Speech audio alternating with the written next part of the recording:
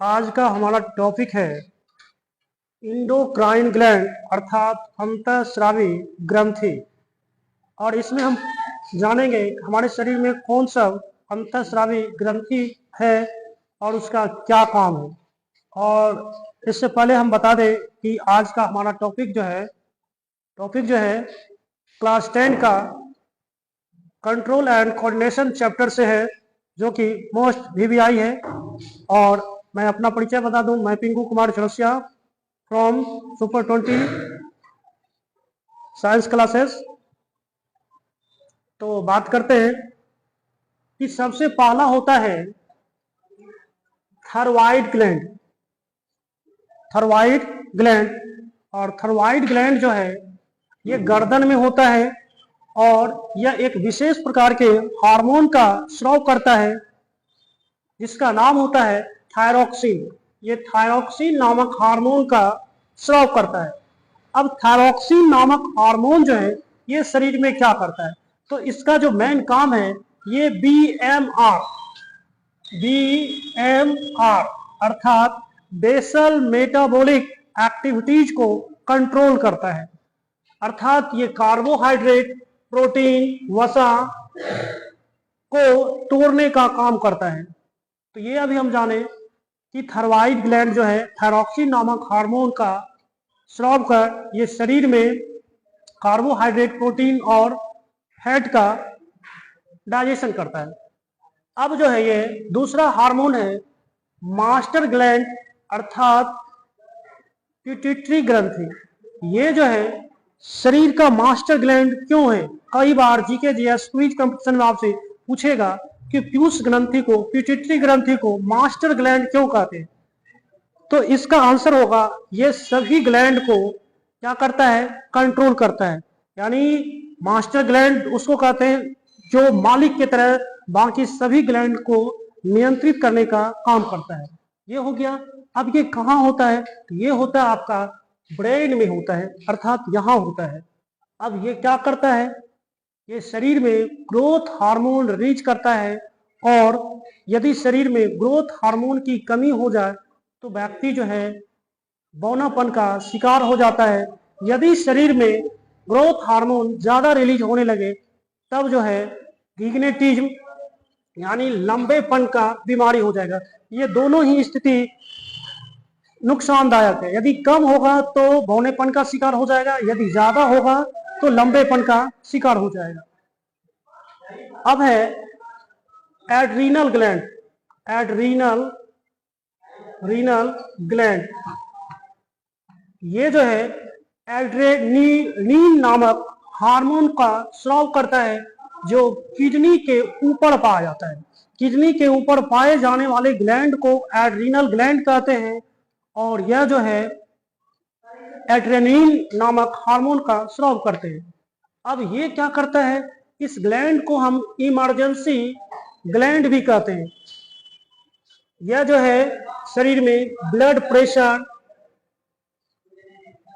Heart beat जैसे प्रमुख कार्यों को नियंत्रित करता है। इसके अलावे जो है ये ट्रिपल एफ एक्शन करता है। ट्रिपल एफ किसको कहते हैं, फियर, फ्लाइट, फाइट। फियर मतलब डरना, फ्लाइट मतलब उड़ना और फाइट मतलब होता है लड़ना।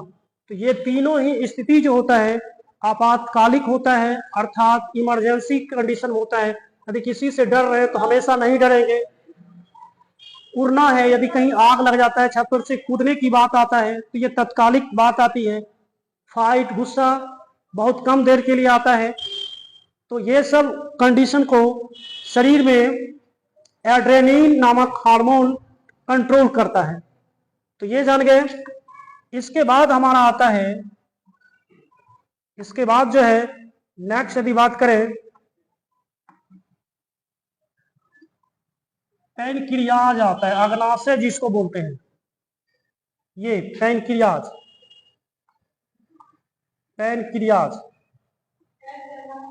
ये पैनक्रियाज जो है उदर के नीचे होता है, अर्थात पेट के नीचे होता है, और यह एक विशेष प्रकार के हार्मोन को रिलीज करता है जिसका नाम होता है इंसुलिन। और इंसुलिन जो है बॉडी में या अर्थात ब्लड में शुगर लेवल को मेंटेन करके रखता है, शुगर को बढ़ने से रोकता है।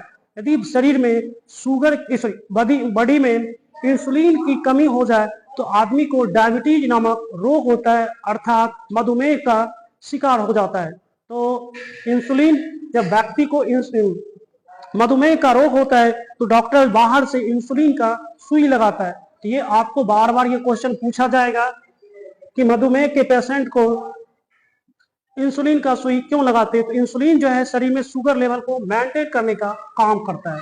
अब नेक्स्ट है वृषण और अंडाशय, टेस्टिस और ओवरी।